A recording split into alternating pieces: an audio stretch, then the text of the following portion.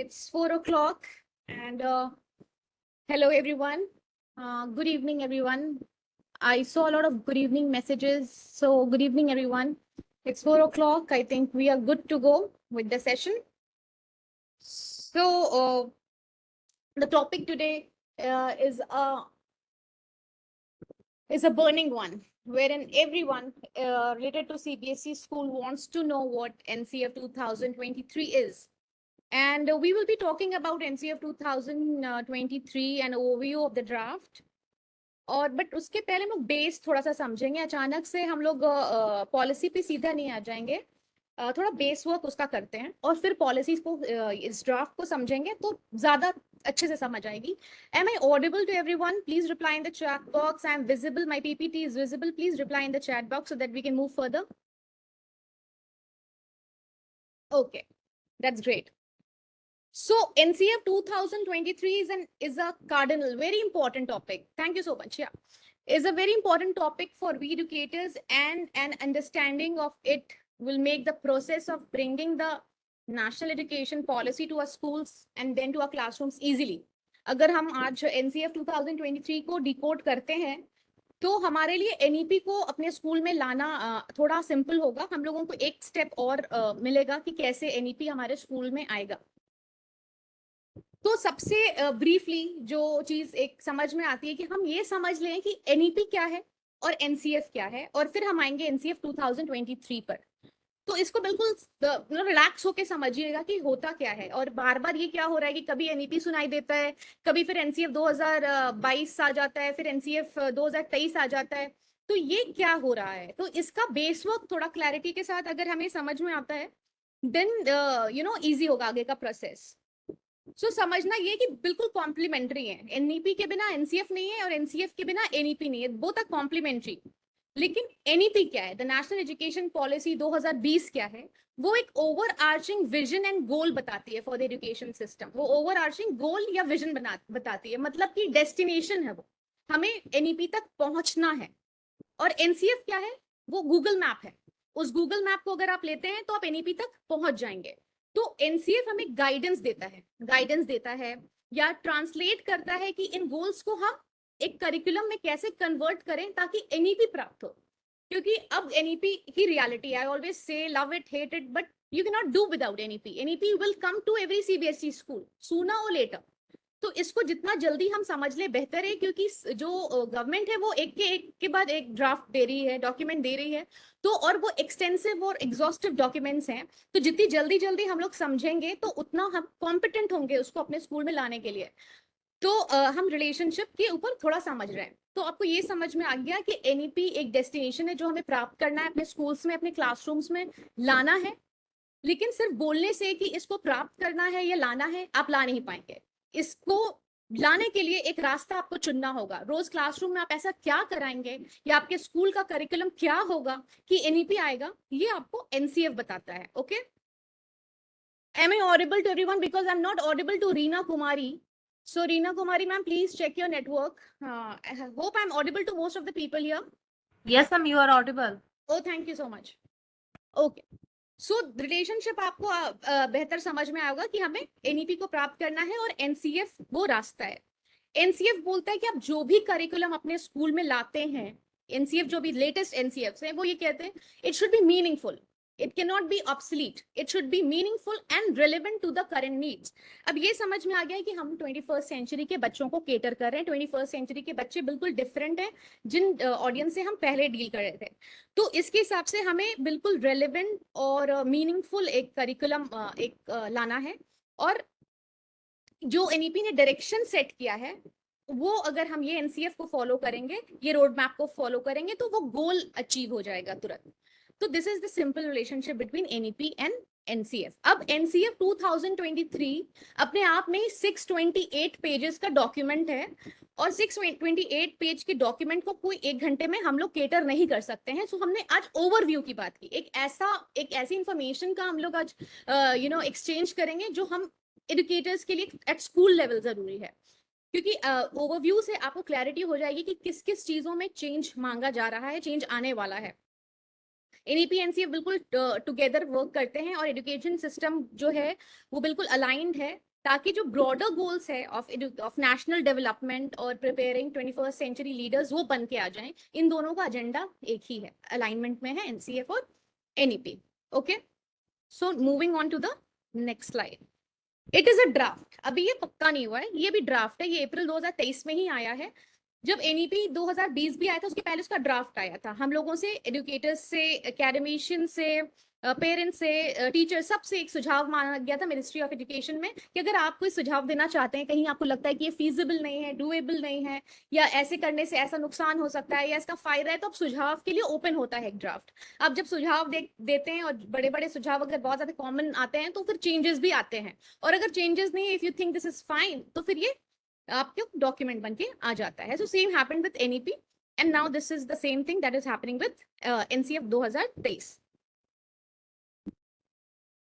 So before coming to the third slide, एक बात समझिएगा कि till date we have witness 4 major revisions in the NCF. जो last NCF जो था, जो स्कूली एजुकेशन का था, कोई बता सकता है कि वो क्या था जिससे हम केटर कर रहे थे? कोई चैट बॉक्स में बता सकता है कि लास्ट रिलेवेंट जो एनसीएफ था जिसको हम फॉलो कर रहे थे वो कौन सा साल में इशू हुआ था? अगर कोई बता सकता है तो चैट बॉक्स में प्लीज बताइए। Correct, Sohan Singh sir has written 2005, that is correct. तो 2005 जो था वो लास्ट था, उसके बाद 2023 आया है। कुछ लोगों को, very nice Ranjit sir, Ajmal Haq, Shashi Sagar, nice. So now let's move on कि 2005 जो था वो लास्ट था, अब उसके ऊपर 2023 का रिवीजन आ रहा है। तो 2023 अप्रैल में हमें ड्राफ्ट मिला और जिसमें गवर्नमेंट ने बोला कि इसके ऊपर आप सुझाव दीजिए। हमने आपको एक ड्राफ्ट दिया है 2005 के बाद 2023 का, उसके ऊपर आप सुझाव दीजिए जो भी आपको जैसा भी लगता है। हमें we are open to opinions and suggestion. ये किसके अंडर में लाया गया? ये इसरो के साइंटिस्ट, एक्स साइंटिस्ट मिस्टर के कस्तूरी रंगन सर के अंदर लाया गया। तो अब हम लोग मेन ड्राफ्ट के ऊपर आते हैं। जस्ट हो,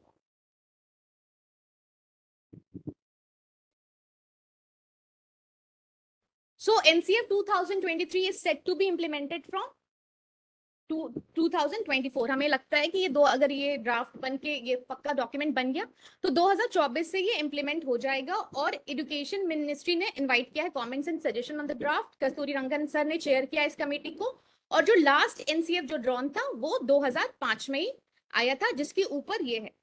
तो अब जो क्वेश्चन एक आएगा जो कि हम लोग आगे जाके सॉल्व भी करेंगे, एक क्वेश्चन जो दिमाग में आता है कि फिर एनसीएफ 2022 क्या था? So can you tell me कि 2022 का जो एनसीएफ आया है कुछ दिन पहले वो क्या है? जो अभी हम 2023 के बारे में बात कर रहे हैं, हम लोगों ने एक सेशन 2022 पे भी लिया था, वो किस चीज के ऊपर था? If anybody can answer in the chat box, please do answer, क्योंकि क्लैरिटी आज हम लोग सब चीज की लेंगे, but I just want to see कि आप लोगों को क्या समझ में आया कि एनसीएफ 2022 किस चीज के ऊपर था।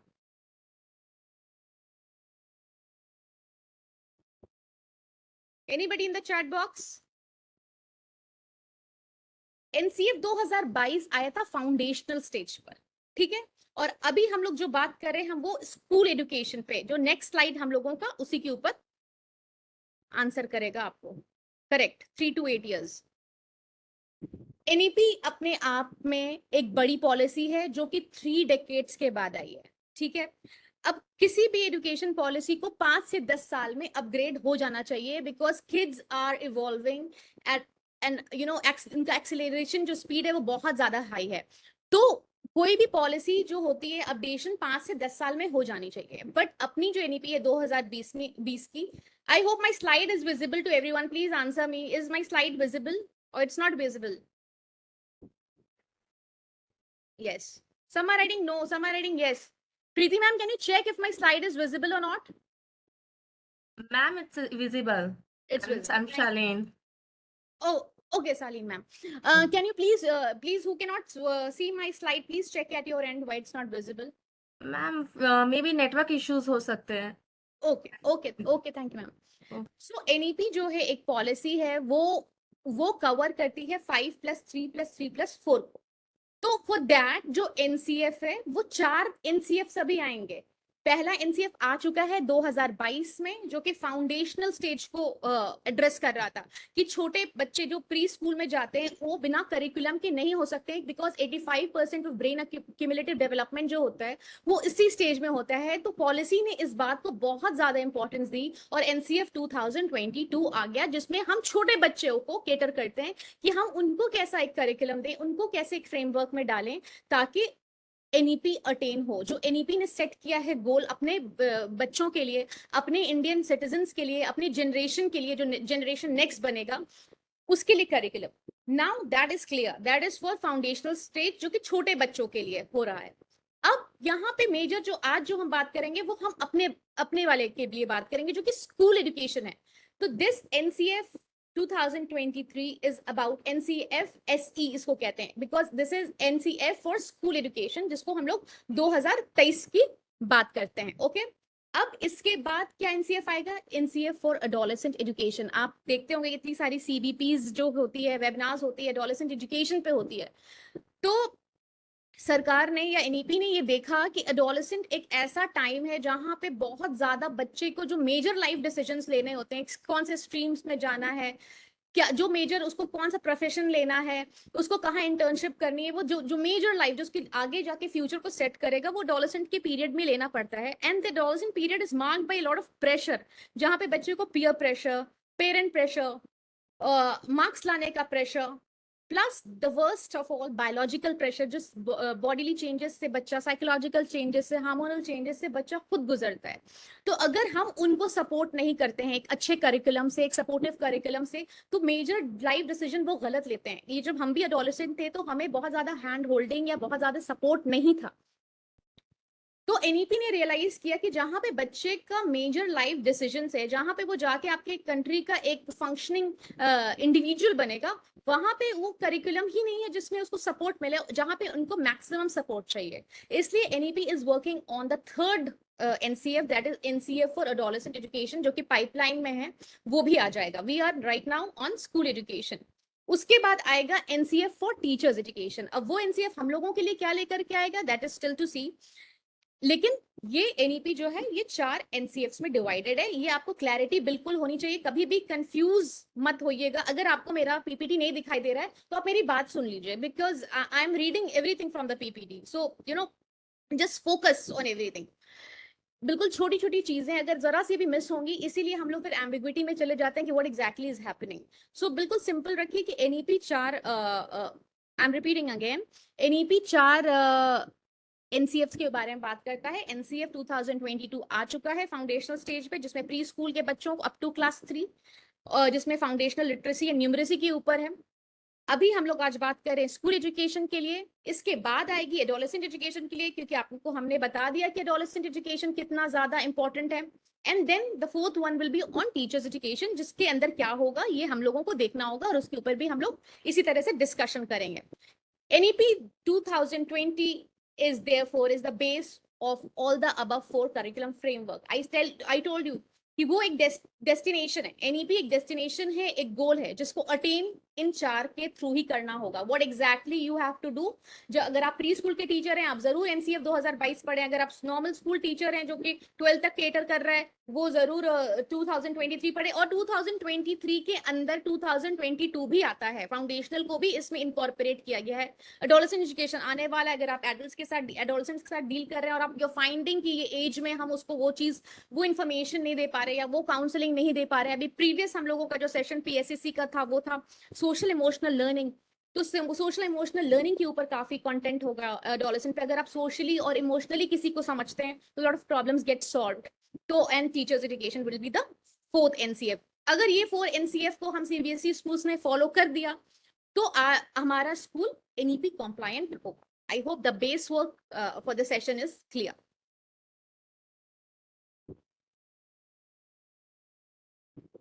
So the National Curriculum Framework for School Education is developed based on the vision of NEP and to enable its implementation. Simple, ये इसके लिए आया है कि ताकि वो implement हो पाए। अभी हम if I keep on saying कि NEP लाना है, NEP लाना है, NEP लाना है, और कोई curriculum नहीं है, कोई framework नहीं है, हमें करना क्या पता ही नहीं है, तो NEP कैसे आएगा? तो this is just to simplify, आपको बिल्कुल road map दे दिया है।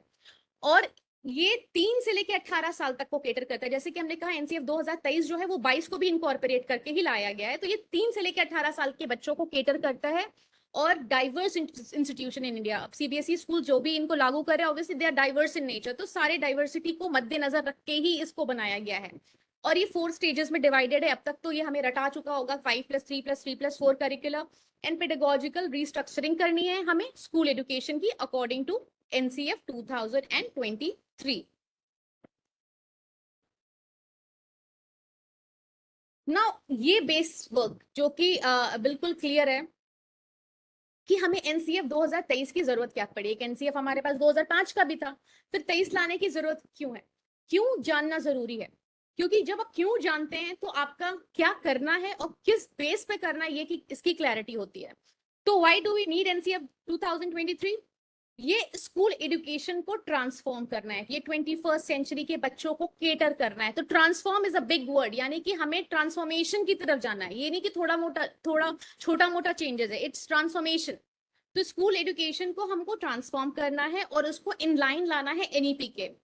पॉजिटिव चेंजेस लाने हैं करिकुलम को और पेडागोजी को। पॉजिटिव चेंजेस क्या है, हम एक्सपीरियंशियल लर्निंग करते हैं, हम आर्ट इंटीग्रेशन करते हैं, हम प्रोजेक्ट बेस्ड पढ़ाई कराते हैं, हम इंक्वायरी बेस्ड करते हैं, बच्चे के अंदर क्यूरियोसिटी जगाते हैं, बच्चे को इनोवेशन की तरफ ये करते हैं ताकि बच्चा स्किल्ड हो।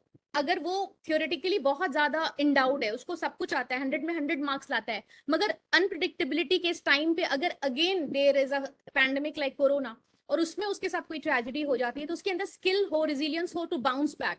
हमें बच्चों को अनप्रिडिक्टेबल फ्यूचर के लिए डेवलप करना है। सिर्फ वो थियोरेटिकली साउंड नहीं हो, उसमें स्किल्स हो, वो बाउंस बैक करना जाने, वो ट्रेजेडी को लेना जाने, वो रिजेक्शन को भी लेना जाने, वो सक्सेस को भी हैंडल करना जाने। ये पॉजिटिव चेंजेस हमें लाने हैं क्योंकि एनईपी ने रियलाइज किया है कि we have to prepare a students for a future that is unpredictable. और ये हमें भी समझ में आ चुका है कि आज और कल क्या होने वाला है कुछ भी नहीं पता है। You know we have seen that in the past 2 years.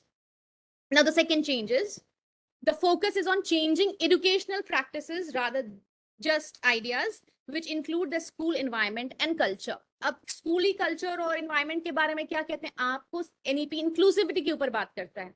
अब ये सारी चीज वो ड्राफ्ट बोल रहा है, आप इससे अग्री करते हैं या डिसएग्री करते हैं इसके ऊपर चर्चा नहीं करनी है। ड्राफ्ट क्या बोलता है इसके ऊपर बात करते हैं। इंक्लूसिविटी के ऊपर बात करता है, आपको स्कूल के एटमोस्फियर को कैसे ऐसा बनाना है कि आपके स्कूल में सिर्फ लर्निंग हो, बाकी सारी चीजों को हम लोग को साइड कर देना है। बच्चा किसी भी बैकग्राउंड से आ रहा हो, किसी भी कलर का हो, किसी भी क्रीड का हो, अगर वो आपके क्लास में बैठा है तो वो किसी भी प्रेशर में नहीं हो, किसी भी बायस प्रेजुडिस से नहीं त्रस्त हो रहा हो। वो अगर आपके क्लास में बैठा है तो उसकी लर्निंग होनी चाहिए। एंड ऑफ द डे एक healthy, correct Manju Singh, healthy environment आपके स्कूल में होना चाहिए, पॉजिटिव कल्चर आपके होना चाहिए। Again, the third point is the goal is holistic transformation, complete transformation. बच्चा इमोशनली हिला हुआ है बट अच्छा मार्क्स लाता है, that is not holistic development. तो आपको बच्चे को 360 डिग्री पे करना है। एक एक्रोनिम आई ऑलवेज से, please remember it, cap, cognitive, affective and psychomotor. Cap आप हमेशा याद रखें कि बच्चा मार्क्स अच्छे ला रहा है बट सबसे अलग होके बैठता है, that also you have to see. बच्चा मार्क्स अच्छे नहीं ला रहा है बट बहुत ज्यादा हैप्पी रहता है, that also you have to see. You have to see the holistic development of the child. Report cards भी वैसे ही बनाने कि बच्चे के अंदर लीडरशिप स्किल है कि नहीं, रिजिलियंस है कि नहीं, एम्पैथी है कि नहीं, कंपैशन है कि नहीं, बाउंस बैक करने की क्षमता है कि नहीं। बस 100 में 100 ला रहा है और कल को एक ट्रेजेडी हो जाती है तो स्कूल नहीं दोबारा आ सकता है, डिप्रेशन में चला जाता है, सुसाइड करने लग के सोचने लगता है, तो फिर वो कोई होलिस्टिक डेवलपमेंट नहीं है। तो यू हैव टू सी कि वो कंप्लीट एक पैकेज बन के निकल के आए क्योंकि अनप्रिडिक्टेबिलिटी का दौर है। So that is there. तो आपको होलिस्टिक ट्रांसफॉर्मेशन करना है और इम्प्रूव करना है लर्निंग एक्सपीरियंस फॉर स्टूडेंट्स। ये बेस वर्क है आपका 2023 का। ये आपको समझ में आ जाएगा तो आगे क्या होने वाला है वो भी आपको समझ में आ जाएगा। और ऐसा कुछ करिकुलम लाना है कि जो कि बहुत एम्बिशियस नहीं हो, जो कि अंडरस्टैंडेबल हो, हम एडुकेटर समझ भी पाए कि हो क्या रहा है। ऐसा नहीं हो कि वी आर कंफ्यूज कि हो क्या रहा है। तो उसको अंडरस्टैंडेबल बनाना है एंड यूजेबल बनाना है कि यूज भी हो पाए, प्रैक्टिशनर्स जो हम लोग हैं एजुकेशन के, हम लोग यूज भी कर पाए। और हर जगह, चाहे वो एनईपी हो या चाहे वो कोई सा भी एनसीएफ हो, उसने एब्सोल्यूट प्रेज किया है और इस बात को एक्सेप्ट किया है कि टॉर्च बेरर भाई टीचर्स ही हैं। अगर टीचर नहीं चाहेगा या टीचर से नहीं हो पाएगा तो ये होगा नहीं, इसीलिए एनसीएफ ऑन टीचर्स एजुकेशन भी आने वाली है और आई थिंक वो तो बेस्ट होने वाली है। तो टीचर्स को प्राइमरी फोकस दिया गया, इनको हार्ट ऑफ एजुकेशन बोला गया और ये देखा जाएगा एनसीएफ 2023 में कि ये ऐसा हो कि हम प्रैक्टिशनर्स जो हैं वो यूज भी कर पाए उसको। ओके और एक प्रेजेंटेशन स्टाइल और एक स्ट्रक्चर ऐसा है कि जो कि रिलेवेंट है, एसेसिबल है, अगेन कि हम लोग उस तक पहुंच सकते हैं, ये नहीं कि कोई ऐसी चीज है जो हम पहुंच ही नहीं सकते। उसके अंदर जो भी रिसोर्सेज आपको बताए जाएंगे, जो भी चीज आपको दी जाएगी वो आप उसको टच कर सकते हैं। वो आप अगर चाहें कि हाँ ये मेरे स्कूल में आना चाहिए, ये रिसोर्स हमें यूज करके ये चीज रिजल्ट आए, तो उसमें सारे ऐसे रिसोर्सेज भी दिए गए हैं जो आप अटेन कर सकते हैं। ऐसे कुछ भी एम्बिशियस चीजों को नहीं मेंशन किया गया है कि आप चाहे तो आपको, मान लीजिए कि आपको लगता है कि आपको, for example I am just saying कि आपको लगता है कि ये वाला चैप्टर जो है अगर एनईपी कहता है कि पढ़ाना है और ये बेस्ट तरीका है इसको पढ़ाने का स्मार्ट क्लास है, तो आपको एक ऐसा रिसोर्स दिया जाएगा जो आप अपने स्कूल में ला पाए। ऐसा नहीं कुछ दे देगा जो आपको लगेगा कि ये तो सिर्फ किसी वेस्टर्न कंट्री के क्लासरूम ही में आ सकता है। वो ऐसी चीज आपको देगा जो आप अपने क्लासरूम तक भी लेकर आ जाए। ओके और डिटेल्ड होगा, डिफरेंट लेवल्स ऑफ डिटेल होंगे और रियल लाइफ इलस्ट्रेशंस होंगे। अगर रियल लाइफ इलस्ट्रेशंस ही नहीं होंगे तो मुश्किल होगी। Maria Luis is not able to see my slide. Ma'am we can see you but we can not see the slides. So, Maria, ma'am, I don't know what is wrong with your computer. Can you just, I don't know if you can leave and then join again and then my PPT might be visible. Is my PPT visible to most of the people here? Please reply. Sudha Rani, ma'am, yes.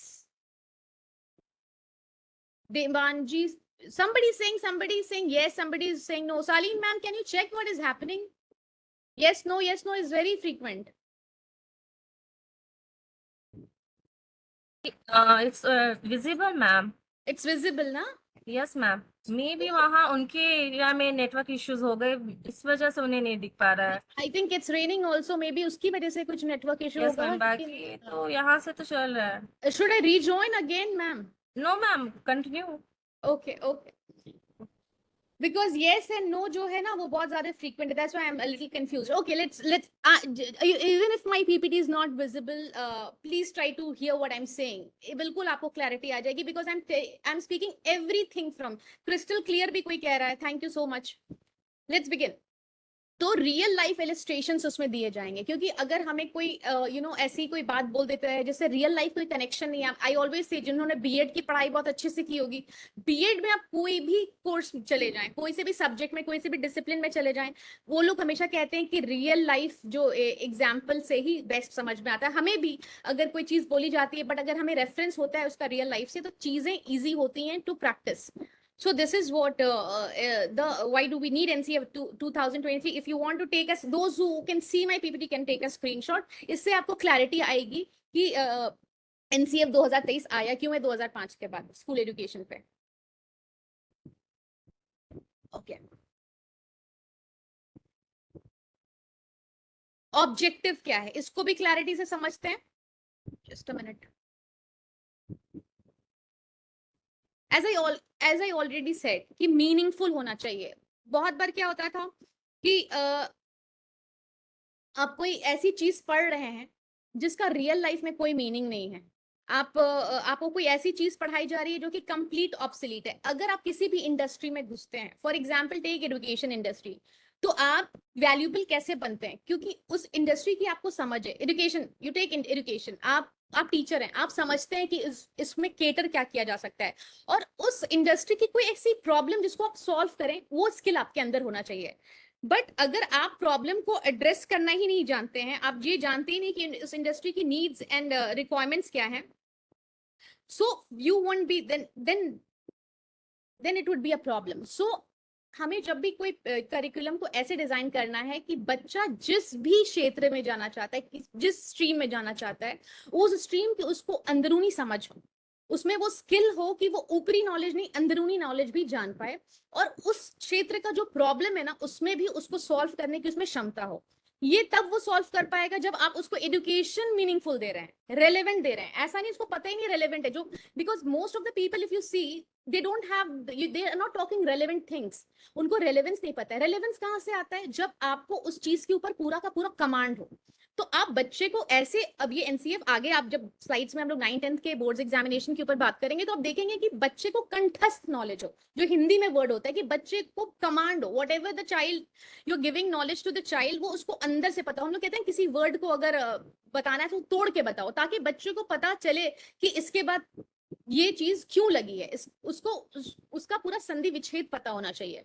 तो जब तक उसको उस तरीके का command नहीं होगा, बच्चा सुपरफिशियल लेवल पे एजुकेटेड होगा, that would be again a problem. तो बच्चे को आप एजुकेशन मीनिंगफुल दें, वो कोई प्रॉब्लम सॉल्वर हो, डिसीजन मेकर हो। बच्चे, बहुत सारे लोग होते हैं जिनको हर चीज पता होती है, लेकिन वो प्रॉब्लम सॉल्व नहीं कर पाते, करेक्ट जगह पे डिसीजन नहीं ले पाते हैं। तो डिसीजन मेकिंग, प्रॉब्लम सॉल्विंग जैसा स्किल हो, ऐसा करिकुलम आपको बनाना है, मीनिंगफुल बनाना है, रेलेवेंट बनाना है। आप इलेक्ट्रिकल इंजीनियरिंग करके आए हैं, बट आपको इलेक्ट्रिकल इंजीनियरिंग के लिए आपको again you have to call a mechanic if something goes wrong.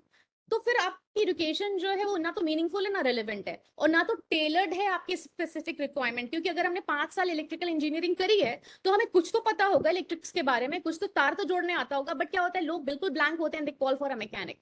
तो वैसा करिकुलम नहीं चाहिए, बिल्कुल ऐसा चाहिए कि आपने जिस चीज की पढ़ाई की, not just school, you are completely educated. तो ऐसा एक एनसीएफ हमें चाहिए जिसमें आपको थरो कमांड हो अपने टॉपिक पे। ये हम लोग बच्चे से एक्सपेक्ट करते हैं कि उसको कमांड हो, सुपरफिशियल नहीं, बिल्कुल अंदरूनी नॉलेज हो। इसमें कोई भी चीज ऐसी नहीं है जो कि हमारे लिए बहुत मुश्किल है और हम यहाँ इससे अग्री नहीं करते हैं। करेक्ट, 4 इयर्स का इंजीनियरिंग कोर्स होता है। गोपाल कुमार जी, ओके। तो डेवलपमेंट ऑफ पेडागोजी, तो एनसीएफ क्या कहता है कि एक इंक्लूसिव एंड इनकॉम्पसिंग एनवायरमेंट लर्निंग का आपको क्रिएट करना है। ये पॉइंट बार बार आता है और आप लोगों को लगता होगा क्या इंक्लूसिव के ऊपर बात करते हैं। तो इंक्लूसिव का पेन उनको नहीं पता होगा जो इंक्लूडेड थे, उसका पेन उनको पता होगा जो इंक्लूडेड नहीं है। And there are many people जो उसके सफरर हो, किसी भी ग्राउंड पे, फाइनेंशियल ग्राउंड पे, कलर के ग्राउंड पे, बैकग्राउंड के ग्राउंड पे, कास्ट के ग्राउंड पे, बहुत सारे केसेस में इंक्लूजन नहीं होता है। मे बी स्पेशल एजुकेशन जो आप, स्पेशल चिल्ड्रन के केस में जब आप एक्सक्लूजन से सफर करते हैं, then only you feel the pain of it. NEP realises कि एक्सक्लूजन का पेन क्या होता है और वो लर्निंग को किस तरीके से डाउनफॉल पे ले जाता है। इसीलिए इंक्लूजन पे इतना ध्यान है। जो इंक्लूडेड है उसको इससे ज्यादा फर्क नहीं पड़ेगा, बट जो एक्सक्लूडेड है उसके लिए ये बहुत बढ़िया चीज है, ओके। और उनको एक ऑल इनकॉम्पसिंग इन्वायरमेंट देना है जहां पे उनको बहुत ज्यादा ये करे कि वैल्यू दी जाए कि आप, यू आर बीइंग हर्ट, कहीं से भी एक्सक्लूजन नहीं है। अगर आप क्लासरूम मैनेजमेंट के ऊपर सीबीपी करेंगे तो बार बार टीचर्स को ये भी बोला जाता है कि आप आई कांटेक्ट सारे बच्चों से करें क्लास में, क्योंकि अगर आप किसी बच्चे के साथ आई कांटेक्ट भी नहीं करते हैं तो then they feel excluded. And many a times we do कि अगर हमें कोई बच्चे से किसी तरह की नाराजगी होती है, हम उसको इग्नोर करते हैं, उसके साथ आई कांटेक्ट नहीं करते हैं, तो that is also a little kind of exclusion. So that's why such CVPs come up, so that we know कि what exactly is demanded out of us. So exclusion होना चाहिए। और एक्टिव लर्निंग के ऊपर, अब बार बार एक्टिव लर्निंग क्या आता है, एक्टिव लर्निंग की जहां बच्चा जो है वो भी एक्टिवली पार्टिसिपेट करे, रोट लर्निंग नहीं हो, एकदम एक्सपीरियंशियल लर्निंग हो, तुरंत बच्चा भी इंटरेक्ट करके जवाब दे, गाना गा करके कोई कॉन्सेप्ट की clarity they they, but it should be active. जो माहौल आपकी क्लास का है वो बिल्कुल एक्टिव हो, इंटरैक्टिव हो। It should not B lecture method, because I से कि अगर आपका फेवरेट फूड भी कोई चीज है आप रोज उसको नहीं खा सकते हैं। तो ये तो पढ़ाई की चीज है जो कि बिल्कुल कंटेंट है, इसमें आपको थोड़ा सा एंटरटेनमेंट जरूर डालना पड़ेगा, बच्चे के हिसाब से जरूर पढ़ाना पड़ेगा, जैसे बच्चा चाहता है वैसे आपको पढ़ाना पड़ेगा, ना कि सिर्फ जो हमें आता है उस तरीके से। क्योंकि एंड ऑफ द डे अगर लर्निंग नहीं हो रही है और रिजल्ट नहीं आ रहा है, तो हम चाहे कैसे भी अपने हिसाब से पढ़ा रहे हैं और रिजल्ट नहीं आ रहा है, then that's a question marks. तो बच्चे बदल रहे हैं। जब आप देखते हैं कि क्यों बच्चा इतना मूवी देखना चाहता है या यूट्यूब देखना चाहता है, क्योंकि वहां पे कंटेंट जो है उनके हिसाब से दिया जा रहा है, उनको गेमिफिकेशन करके दिखाया जा रहा है, उनको रिवॉर्ड्स मिल रहा है, उनको डोपामीन मिल रहा है। तो वो उसमें कितना भी कूड़ा भी होगा तो बच्चा देखेगा। क्यों देखेगा? क्योंकि उसको उसके हिसाब से केटर किया जा रहा है। बच्चा एक जो होता है वो ही is dying to see such stuff because it is serve the way they want. तो जब हम एजुकेशन जहां पे सिर्फ मटेरियल है, जहां पे सिर्फ कंटेंट है जो कि उनको लाइफ लॉन्ग चेंज करेगा, उसको भी तो थोड़ा उनके स्टाइल में हमें परोसना पड़ेगा। That is what NCF is saying. वो कैसे परोसेंगे? एनसीएफ भी वही, उसका भी सोल्यूशन एनसीएफ ही बताएगा। जैसे हमने एक्सपीरियंशियल लर्निंग देखा, हमने आर्ट इंटीग्रेशन देखना, हमने रोल प्ले देखा, उस तरीके से एनसीएफ उसकी भी हैंड होल्डिंग करेगा। If you are getting stuck कि हम कैसे इनोवेशन करें, तो so many handbooks on cbsc.nic.in are available, जहां पर आप एक्सपीरियंशियल लर्निंग कैसे करा सकते हैं, आर्ट इंटीग्रेशन, ऐसी आई थिंक 12 हैंडबुक है सीबीएसई ने जो लॉन्च की है, जो आप खोल करके पढ़ेंगे और आपको लगे अच्छा ठीक है, इस वाले लेसन प्लान में I can put this idea, इस वाले लेसन प्लान में I can put this idea. So all the hand holdings have been done, it's just that हम लोग उसको साथ में ला करके नहीं रख रहे हैं। Okay, then assessment, the NCF tries to provide assessment procedure that is fair, obviously fair और assessment important है, honest और relevant होना चाहिए, क्योंकि assessment ही में डिसीजन होगा कि आपने पढ़ाया क्या है, बच्चे ने लिया कितना है।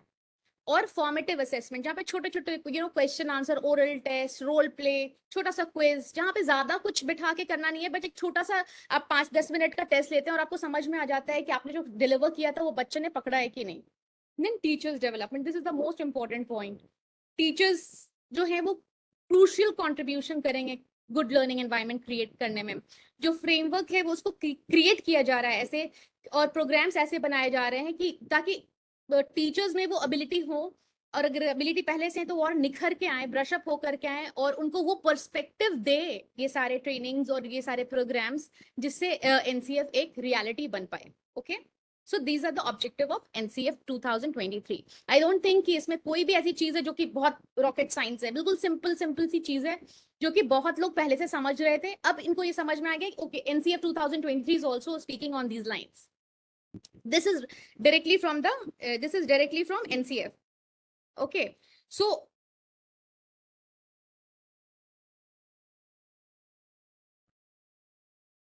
prime characteristics of NCF क्या है? This is directly from the PDF. So first is it should be goal directed. Okay, the entire approach, यानी कि जो पूरा एनसीएफ 2023 है वो एक ऐसा करिकुलर गोल की तरफ डायरेक्टेड है, जिसमें goal is the most important thing, कि ये चीज अटेन होनी चाहिए। और गोल क्या है? To attain NEP. तो ये गोल ओरिएंटेड फ्रेमवर्क है। इसमें जो पहला पॉइंट आपके दिमाग में आना चाहिए कि इसको एक गोल को अटेन करना है, जो इसका फीचर है। ओके, वेरी फाइन कि एक गोल है एनईपी, इसको अटेन करना है, इसका पहला फीचर ही यही है। दूसरा है प्रैक्टिस एनेबलिंग। ऐसा नहीं होना चाहिए कि बस बात में बात रह जाए कि आइडिया है, बहुत अच्छी बात है, ऐसा होता तो बहुत अच्छा होता, नहीं, प्रैक्टिस में आना चाहिए। ये जो कन्वर्ट कर पाए ये और डिस्टिल कर पाए प्रैक्टिस में, ना कि सिर्फ बात में ये रह जाए। एजुकेशनली वैलिड हो, ये these are points direct from the PDF. ये एजुकेशनली वैलिड हो, यानी कि ये साउंड रिसर्च पे बना है, एक्सपीरियंसेस पे बना है और अक्यूमुलेटेड नॉलेज पे बना है in India and across the world. ये ऐसा नहीं है कि ऐसे ही बना दिया गया है, इसके ऊपर बहुत सारी रिसर्च की गई है, बहुत सारे एक्सपीरियंसेस बड़े बड़े एजुकेटर्स के लिए गए हैं और बहुत नॉलेज अक्यूमुलेट करके ये अभी बना है, लेकिन स्टिल ओपन है टू सजेशंस। इंगेजिंग है, ये फीचर इसका है कि इंगेजिंग है। ये जो रिसर्च हुई, एक्सपीरियंस हुआ, सारी चीज हुई, इसमें इंश्योर किया गया कि बच्चा एंगेज रहेगा। कहीं से भी ऐसा नहीं होगा कि बच्चा बोर होगा, क्योंकि ऑब्वियसली बोर होगा तो लर्निंग नहीं होने वाली है। 21st सेंचुरी लर्नर को आप अगर बोर करेंगे तो वो नहीं सुनने वाला है। Now we as educators we have realise that कि we have to give them what they want, right. Then improvement driving. Improvement, अगर बच्चे को इम्प्रूवमेंट ही नहीं मिलेगी तो फिर कोई फायदा नहीं है उस तरीके का। Indu ma'am, I am not, my voice is very faint, it's your network issue ma'am, I can not be louder than this. Hope I am audible to everyone. Okay, thank you Tapas sir, Supriya ma'am. Okay, improvement driving, अगर बच्चे का improvement ही नहीं हो रहा है then there is a problem. तो ये इम्प्रूवमेंट को देखेगा। अगर बच्चा सी में है तो इसको इवेलुएट बिल्कुल नहीं करना है कि भाई तुम सी में, you good for nothing, this is a close chapter. No, you have to see कि बच्चा सी से बी पर जाए, बी से ए पर जाए। तो इम्प्रूवमेंट ड्रिवन है, और प्रैक्टिकल और कंस्ट्रेंट्स और लिमिटेशंस के बावजूद भी मूव करते रहना है आपको आगे की तरफ। जो भी moving forward is another feature of NCF 2023। Then it is diversity embracing, again as inclusivity बहुत ज्यादा इंपॉर्टेंट है एनईपी के लिए। डाइवर्सिटी है इसलिए आपको बहुत बार होगा कि एक्सक्लूजन फील हो सकता है, बट इन ऑल सर्कमस्टांसेस कभी ऐसा नहीं हो कि कोई भी बच्चा एक्सक्लूजन की वजह से लर्निंग उसकी हैम्पर हो. So you have to create an environment जहां पे ज्यादा से ज्यादा लर्नर्स को आप अकोमोडेट कर पाते हैं. Mutually reinforcing element. All dimensions mentioned above are mutually reinforcing, as are the curricular goals, content, pedagogy, school culture, practice, assessment and evaluation. Reinforcing element है सब एक दूसरे में एक दूसरे से कनेक्टेड है. सारा पॉइंट एक दूसरे से कनेक्टेड है और सारा पॉइंट एक दूसरे को रीइंफोर्स करता है. एक चीज आप करेंगे तो ऑटोमेटिकली दूसरी चीज होगी, दूसरी चीज को आप करेंगे तो ऑटोमेटिकली पहली चीज होगी. सो ये इस तरीके से ये फीचर बनाया गया है एनसीएफ 2023 का. इसका भी स्क्रीनशॉट आप ले लेंगे तो बहुत अच्छा है. ये पीडीएफ से डायरेक्टली उठाया हुआ है. अगर आप पीडीएफ देखेंगे तो आपका एनसीएफ 2023 जो है 628 पेजेस का, वो उसका ये है टेबल ऑफ कंटेंट है. टेबल ऑफ कंटेंट को बस हमने आपको दिखाने के लिए यहाँ पे रखा है. इसका सिग्निफिकेंस हमने इसमें डिकोड किया हुआ है. तो जो नेशनल करिकुलम फ्रेमवर्क 2023 है वो रिस्ट्रक्चर करेगा class 10th and class 12th के बोर्ड एग्जामिनेशन को, मेकिंग इट चॉइस बेस्ड. अब हम लोग मुद्दे पर आ जाते हैं. ठीक है, अब क्या, ये तो हमने विजन समझ लिया, क्यों चाहिए था समझ लिया, ऑब्जेक्टिव क्या है सब समझ लिया. मुद्दे की बात ये है कि चेंजेस आएंगे बोर्ड्स के एग्जामिनेशन में class 10th and class 12th में और चॉइस बेस्ड. अब बच्चे को क्या बोल रहे हैं, आज के बच्चे दूसरे हैं. अगर आप बच्चे को ये बोलिएगा तो उसको ये नहीं, वो दूसरी चीज चाहिए होगी, एनईपी रियलाइजेस. तो उसको चॉइस बेस्ड, जितनी तुम चॉइस दो, जितना तुम ऑप्शन दो, उतना बच्चे को अच्छे से समझ में आता है. एनसीएफ 2023 जो है वो traditional way of classifying discipline को हटाना चाहता है कि कोई साइंस का स्ट्रीम या कॉमर्स का स्ट्रीम या ह्यूमैनिटीज का स्ट्रीम नहीं होगा और उसमें चॉइस खूब सारी दी जाएगी, ब्रॉडर करिकुलर एरियाज दिए जाएंगे. ठीक है, चॉइस के ऊपर है ताकि बच्चे को ये साइकोलॉजिकल लगे कि हमें कोई फोर्स में नहीं करना है ये चीज. वो आज भी हम लोग कहते हैं ना, हमें तो साइंस लेना था, हमें आर्ट्स दिला दिया, या हम तो आर्ट्स में अच्छे थे, हमें साइंस दिला दिया. तो इस तरीके की जो कंप्लेन है अब खत्म हो जाएगी अगर एनसीएफ 2023 लागू हो जाता है तो. अब बच्चे को इतना ऑप्शन दे दीजिए कि इस तरीके की बात ही नहीं हो, जो उसका मन है बस वही करेगा. Okay, according to their interest. Perfect Rashmi Kumari ma'am. Okay, so the third point is कि एनसीएफ ने प्रपोज किया है एक सेमेस्टर सिस्टम क्लास 12th के लिए. सेमेस्टर सिस्टम क्या, वो 4 सेमेस्टर होंगे. आगे की स्लाइड्स में और भी क्लैरिटी होगी इसमें, लेकिन 4 सेमेस्टर्स होंगे और होगा वो एक बोर्ड के एग्जामिनेशन एक क्लास में 2 बार बोर्ड एग्जामिनेशन होगा ताकि बच्चों को ये अपने आप को सुधारने का मौका मिले. अब these are drafts, these are recommendation. ये अभी क्या होगा आगे जाके, ये पक्की हो जाएगी बात की नहीं होगी, ये हम नहीं देख रहे क्योंकि ये हम लोग ड्राफ्ट के ऊपर आज बात कर रहे हैं. ओके, सो सेमेस्टर सिस्टम पे इसको डिवाइड किया जाएगा क्लास 12th में, जहां पे बोर्ड एग्जामिनेशन 2 बार देने की आपको छूट होगी. मान लीजिए कि आप एक में थोड़ा सा लड़खड़ा गए किसी वजह से, तो दोबारा आप उसको करेंगे और फिर क्यूमुलेटिव जो रिजल्ट होगा उसको मिला के निकाला जाएगा. 3 लैंग्वेज फॉर्मूला के ऊपर बहुत ज्यादा प्रेशर है और ये बोला गया है कि 20% लोकल कंटेंट इन करिकुलम होना चाहिए और डिजिटल लर्निंग को प्री प्राइमरी लेवल में हम लोग थोड़ा सा ये हटाएंगे अपने साथ. नाउ अगेन जो कहते हैं मुद्दे की बात है, जो हम एडुकेटर्स को जानना चाहिए from the session. Option to exit the schooling system after 10th, वो हमारे टाइम पे भी था कि हम एग्जिट कर सकते थे स्कूलिंग सिस्टम को आफ्टर 10th.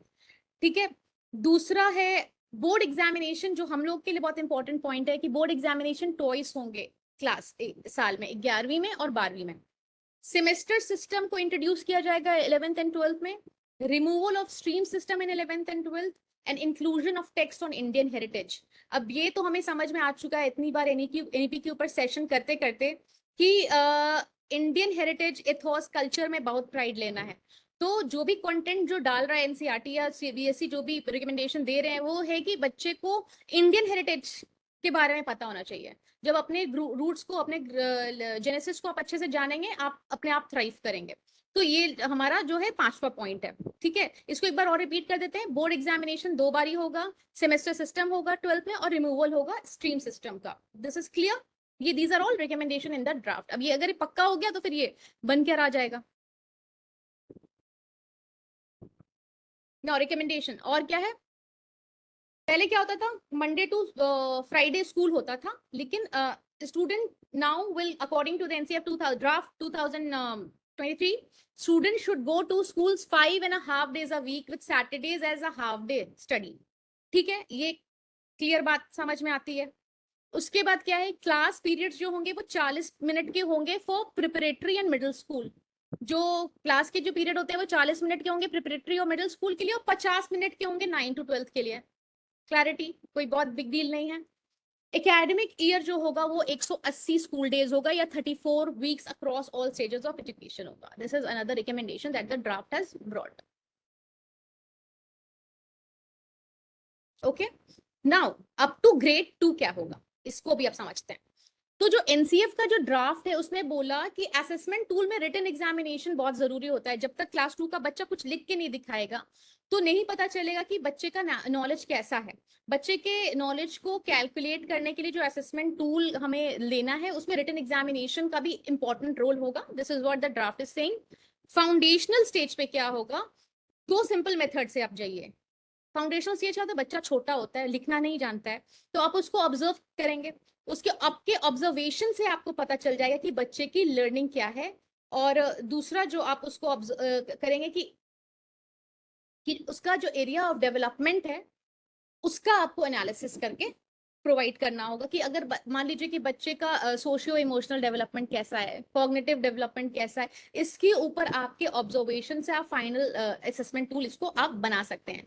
और उसके ऊपर वाले बच्चों को क्या करना है, आपको written examination as assessment tool बिल्कुल डालना ही डालना है। क्योंकि अगर बच्चा लिखना नहीं जान रहा है उस टाइम तक अप टू क्लास 2, तो फिर आपको डिफिकल्टी होगी समझने में, कैलकुलेट करने में कि बच्चे ने नॉलेज कितना एक्यूमुलेट किया है। Okay, the third is it is the preparatory stage and NCF draft proposes introducing the written test as part of the knowledge evolution pattern. Knowledge कैसे उसका evolve कर रहा है, उस pattern को assess करने के लिए written test. Also conduct summative assessment to know if the child is prepared for the next class. तो साल के जो अंत में मान लीजिए कि क्लास 1 का बच्चा है तो क्लास के अंत में आप जरूर लीजिएगा summative assessment, जहां पे बच्चा कुछ लिखेगा और आपको उस तरीके से पता चलेगा if the child is prepared for the next class or not, which we do. I think we already do this. अब है मिडिल स्टेज की बात। ओके, तो as per the NCF draft 2023 ग्रेड 6 to 8 is the middle stage. इसमें ये आपको clarity होना चाहिए कि हम लोग जिस एनसीएफ के बारे में बात कर रहे हैं वो मिडिल स्टेज को ही ज्यादा केटर करता है और सेकेंडरी के लिए प्रिपेयर करता है, सेकेंडरी में जाने के लिए इसकी प्रिपरेशन करता है। यहाँ पे क्या होता है कि करिकुलम ज्यादा हमें कैसे बनाना है, बच्चों का असेसमेंट हमें कैसे करना है, ये देखना है कि हम ज्यादा से ज्यादा प्रोजेक्ट दें।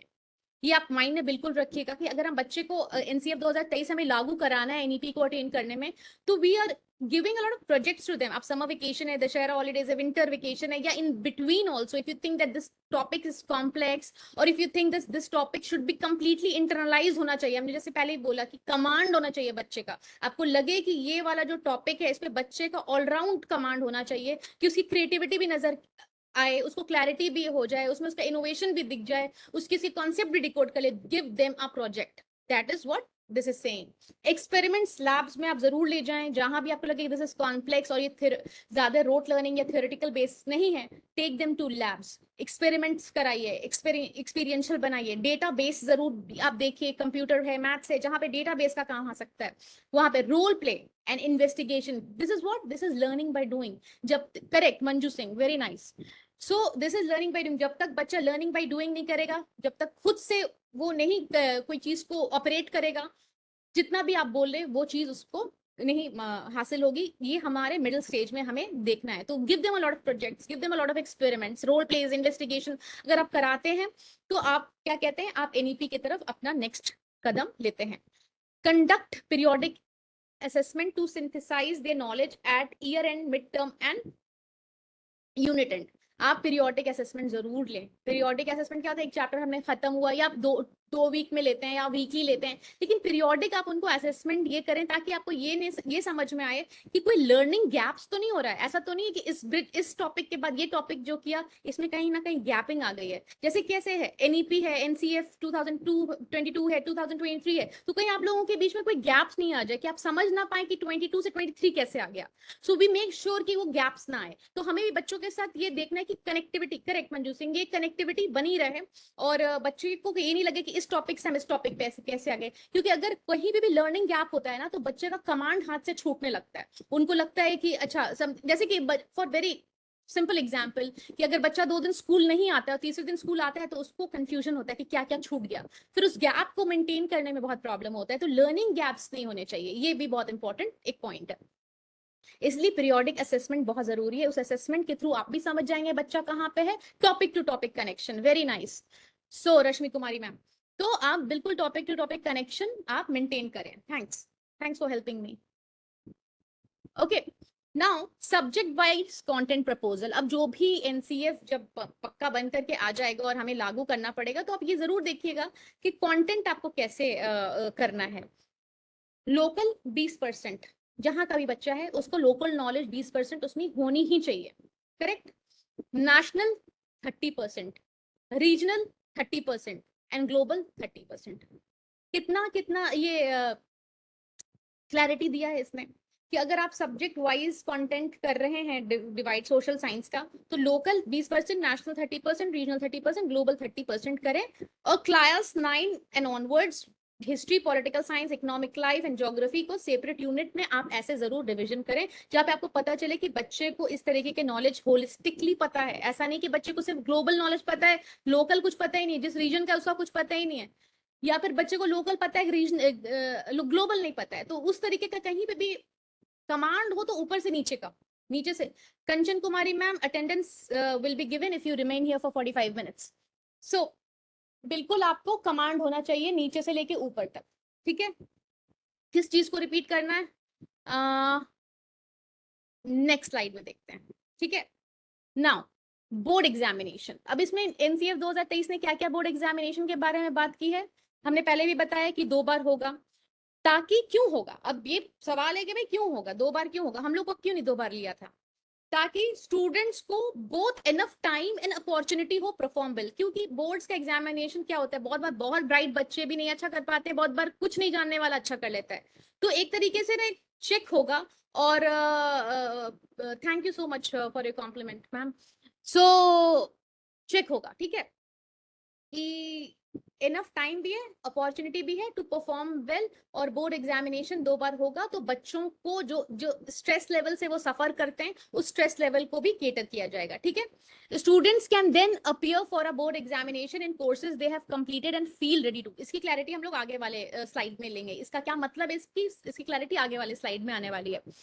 कि बच्चे को क्या है ना कि 9th में जो चीज पढ़ाई वो ही 10th में भी आई। ऐसा नहीं हुआ कि बस 10th का करिकुलम आया और उसका बोर्ड का एग्जामिनेशन होगा। सो एक कंप्लीट नॉलेज के लिए उसको 9th और 10th दोनों में वो चीज पढ़ाई जाएगी और उसी बेस पे एग्जामिनेशन होगा। इसीलिए बोर्ड एग्जामिनेशन कह रहे हैं कि 2 बार होगा, ताकि बच्चे को कंप्लीट नॉलेज हो, असेसमेंट हो जाए, फिर एक कंप्लीट नॉलेज हो, फिर असेसमेंट हो, तब आपको जाके ये होगा। This is 2 times board examination. से डरिए मत, ये अभी ड्राफ्ट है।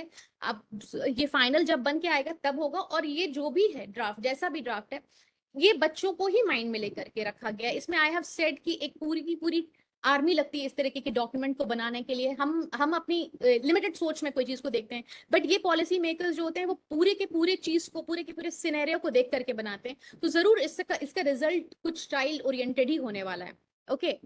और comprehensive test item bank which can be used to create test using suitable software। अब कोई ऐसा सॉफ्टवेयर की बात हो रही है जिससे हमको टेस्ट मटेरियल तुरंत तुरंत मिल जाए। ऐसा भी कोई टेस्ट मटेरियल हो कि हमें प्रिपरेशन करने की जरूरत ना पड़े और एक कॉम्प्रिहेंसिव टेस्ट आइटम बैंक की तरह कुछ अवेलेबल हो जाए, जिससे हमें पता हो कि किस तरीके से हमें बच्चों का टेस्ट लेना है, असेसमेंट लेना है, कि वो बोर्ड्स में उसी पैटर्न को फॉलो करें और उनको अच्छा मार्क्स आ जाए। इससे क्या होगा कि बच्चों को एक ऑन डिमांड एग्जामिनेशन का सिस्टम मिल जाएगा। we'll come to that। और ये this is what the draft is saying। और 8 examination system clear. 8 examination system से डरने की जरूरत नहीं है, इसको हम लोग आगे वाले स्लाइड में एज आई सेड क्लियर कर देंगे, जो कि परफॉर्मेंस चेक करेगा in 2 essential courses from each curricular area to clear 10th board examination. Just wait for the next slide and then this will be clear. ये draft ये भी propose करता है कि मैंडेटरी कोर्स होना चाहिए on test development certified by university for all test developers, reviewers and evaluators। इसका मतलब बस यही है कि बच्चे को क्या है ना, हर तरीके से एसेस करना है कि बच्चा ग्लोबल प्लेटफॉर्म पे खड़ा अगर होता है तो वो हर तरीके से सक्षम हो।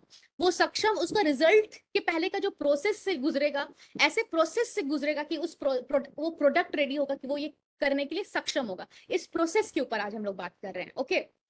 Board examination will need to design separate test instrument to assess vocational, art, physical education since they have significant practice component। NCF 2023 ने बहुत ज्यादा इंपॉर्टेंस दिया है वोकेशन को, ठीक है, वोकेशनल स्टडीज को, आर्ट्स को, फिजिकल एजुकेशन को, और कैसे ये अटेन होगा, इनको कैसे हम इवैल्यूएट करेंगे, इसका भी मैकेनिज्म हमें देगा एनसीएफ 2023। अब ये देखिए, ये एक बात समझने की है, ठीक है, ये वाला स्लाइड आपके लिए इंपॉर्टेंट है। Unlike the typical selection of subjects, NCF 2023 promises to broaden the subject choice in class 11 and 12.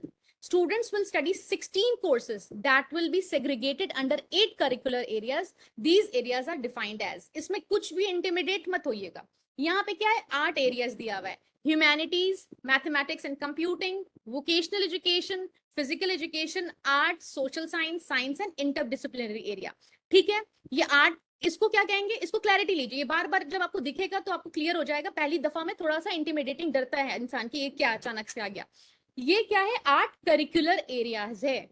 इसी 8 करिकुलर एरिया से हर एरिया से आपको 2 सब्जेक्ट चुनना है 9th और 10th में। ओके, ये है डायरेक्ट फ्रॉम द पीडीएफ, इसको समझने की कोशिश कीजिए। ह्यूमैनिटीज से लेकर के इंटरडिसिप्लिनरी एरिया तक कितने सारे चीजें, 8 हैं। उन हर एक में से आपको 2 एसेंशियल कोर्सेज लेना है। क्यों? ताकि ये चॉइस बेस्ड हो, बच्चा जो चीज अंदर से लेना चाहता है वही ले। तो जब आप हर 8 में से 2-2 लीजिएगा तो 16 हो जाएगा। उन 16 चीजों को आपको पास करना है 2 साल के पीरियड में, यानी कि 9th और 10th में। ये 1 साल में नहीं हो सकता है कभी भी, इतनी एम्बिशियस चीज 1 साल में नहीं होगी। तो आप 9th में भी एक बोर्ड एग्जामिनेशन देंगे और 10th में भी एक बोर्ड एग्जामिनेशन देंगे, और नीचे में क्या लिखा हुआ है, the final certification will be based on the cumulative result of each of the examination. समझ में आ गया? यानी कि ये 8 में से आप 2-2 ऑप्शन आप चूज कर लीजिए, बच्चे को दिया जाएगा। बच्चे ने चूज कर लिया 2-2 ऑप्शन, ठीक है। अब बच्चे ने साल के 1 साल में 8 एग्जामिनेशन दे दिया, उसका आपका रिजल्ट आ गया 9th स्टैंडर्ड में। फिर बच्चे ने जो नेक्स्ट सेट पढ़ाई चुनी थी उसका एग्जामिनेशन 10th में दे दिया और उसका रिजल्ट आ गया 10th में। अब इन दोनों का जो क्यूमुलेटिव रिजल्ट है वो आपका बोर्ड का एग्जामिनेशन होगा।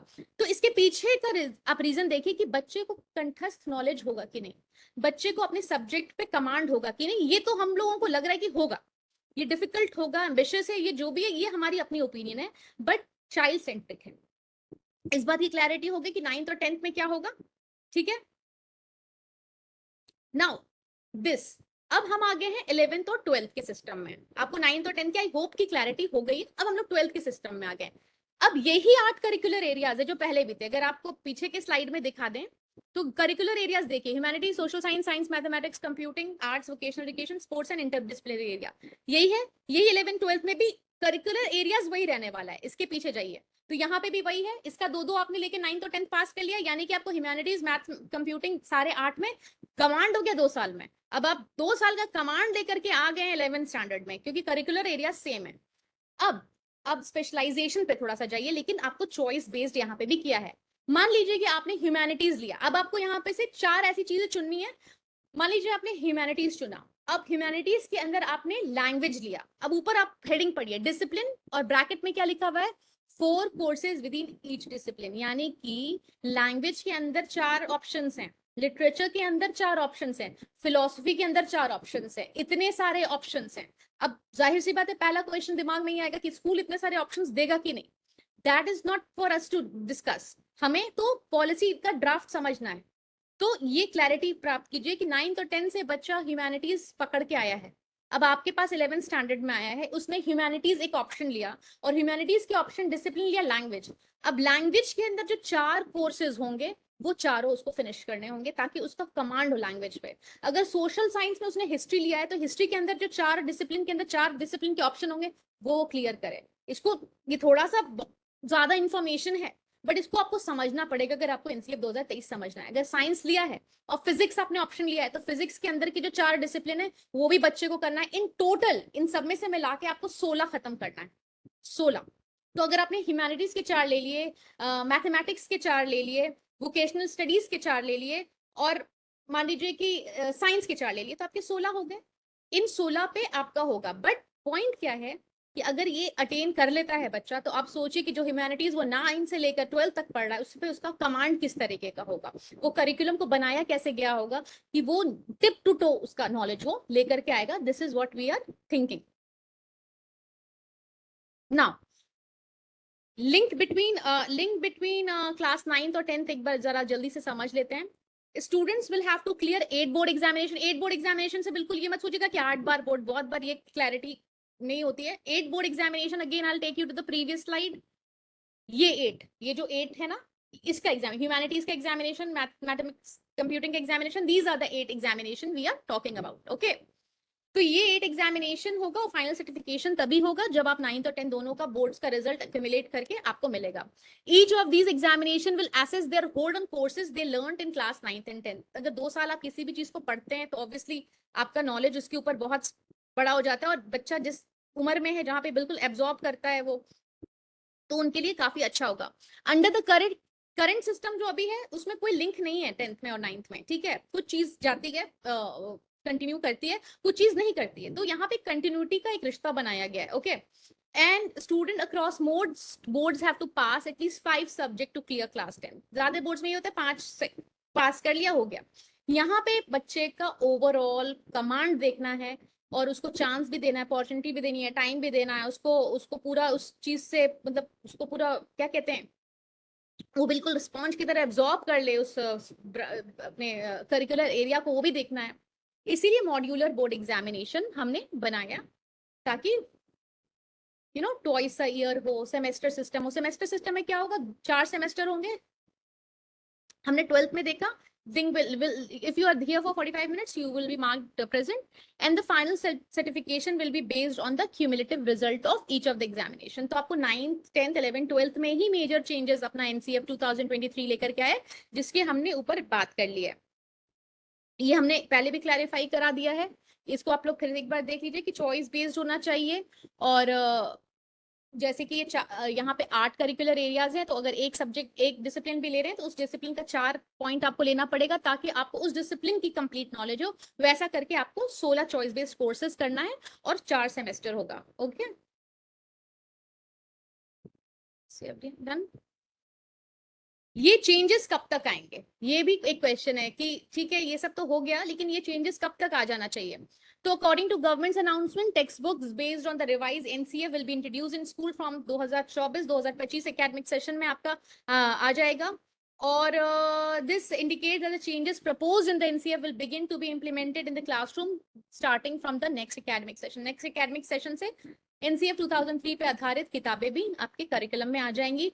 However, it is important to note that a specific timeline for the implementation of changes in examination, assessment and subject design has not been provided yet. अब हम लोगों के पास क्या क्या नहीं है, change in examination, implementation of changes in an examination, assessment, subject design अभी हमारे पास नहीं है. तो जो है उसके ऊपर हमने आज बात कर ली है, ताकि हम लोग अपडेटेड रहें कि एजुकेशन सिस्टम में क्या हो रहा है. वी एडुकेटर्स भी नो कि हो क्या रहा है और इसको कैसे हमें आगे लेकर के जाना है. एक और जो इंपॉर्टेंट इन्फॉर्मेशन आई, हम लोग इतना डिजिटल वर्ल्ड के बारे में बात करते हैं, डिजिटलाइजेशन के ऊपर भी बात की है इसने NCF ने. Just a minute. NCF advises cautious use of information and communication. ICT को थोड़ा सा संभल के ही करिए. अभी आपने देखा होगा कि हमें 5-5 घंटे के मॉड्यूल्स मिले थे, वो ज्यादातर साइबर सिक्योरिटी के बारे में ही था, और इमर्जिंग ट्रेंड्स इन एजुकेशन में भी इसके बारे में बात की गई है. तो आप जरूर देखें कि ICT को भी जरा कॉशियस होकर के ही इस्तेमाल करना है. इट मेंटेन्स, आप कंप्लीटली उसको मत कर दीजिए. It maintains that the digital tool are a supplement, not a replacement for classroom interaction. कहीं से भी ऐसा मत सोचिएगा कि हम टीचर से बढ़कर है डिजिटल टूल को भी बहुत ही ज्यादा कॉशियसली और जितना जरूरत हो उतना ही इस्तेमाल करना है, क्योंकि ये NCF 2023 ने ये क्वेश्चन दिया है. और दूसरा है कि ICT should never be viewed as a replacement for a classroom engagement. ICT अगर आपने कोई स्मार्ट क्लास में लगा दिया और क्लास में स्मार्ट क्लास चल रहा है और आप क्लासरूम में एंगेजमेंट नहीं कर रहे तो उस पर भी मनाही है. और सप्लीमेंट करे, वो बिल्कुल ये नहीं कि वही रोल मेन ले ले और हम लोग उसको सप्लीमेंट करें. नहीं, we will be the main person and educators, और ये सारी जो डिजिटलाइजेशन है वो इसको सप्लीमेंट खाली करेगी, साइड से सपोर्ट देगी. और प्री प्राइमरी लेवल पे इसको अवॉइड करने के लिए बोला गया, which I think is very visionary, कि प्री प्राइमरी लेवल पे बच्चे को हम लोग ना ही डिजिटलाइज करें तो बेहतर होगा. It says that student should not be expose to any digital content that has commercial advertisement, and all digital content should be used offline. Correct? it says that ICT tools should be used more to help teachers prepare their content than to help students learn. हम लोगों को content बनाने में जितनी भी जरूरत है digitalization की, that is good. बट बच्चे को लर्निंग जो है वो हम लोग जितनी ऑफलाइन करा सकें, जितना हम लोग पर्सनल अवेलेबिलिटी से सिखा सकें, that is more important. Now this is the last slide, I will just wind up. एक सब्सटैंशियल मूवमेंट, एक अडेप्टेबल, लर्नर सेंटर्ड, इंक्लूसिव की तरफ हमारी एक जो हम लोगों ने नेक्स्ट स्टेप लिया है वो यही है कि इंक्लूसिव हो, बच्चों के ऊपर सेंटर्ड हो, अडेप्टेबल हो, जो कि इजीली आ जाए सिस्टम में, बिल्कुल इजीली अडेप्ट कर जाए, और thorough foundation for curriculum design and instructional techniques in Indian education system all over India. कि जो जो जो करिकुलम डिजाइन है बिल्कुल फाउंडेशन स्टेज पर हम लोगों ने लेकर के आए हैं, और जो इंस्ट्रक्शनल स्ट्रैटेजी है कि वो सारे बेस वर्क पे ये काम करेगा. और बच्चों की जो शिफ्टिंग डिमांड है और 21st सेंचुरी की जो नीड है उसको ये केटर करेगा NCF 2023. Last but not the least, the most important point कि एनसीएफ जो है वो बहुत रिमार्केबल लेवल ऑफ विजन और कंसिडरेशन दिखाता तो है, लेकिन इसका सक्सेस तभी होगा जब हम लोग सारे स्टेक होल्डर स्पेशली टीचर्स अपना कमिटमेंट और एक्शन दिखाएंगे. सो दिस इज, हमारे हाथ में बहुत कुछ है. सो this is the end of the session. Thanks a lot for being here. I think we have decoded NCF 2023 to a great deal. Thank you so much.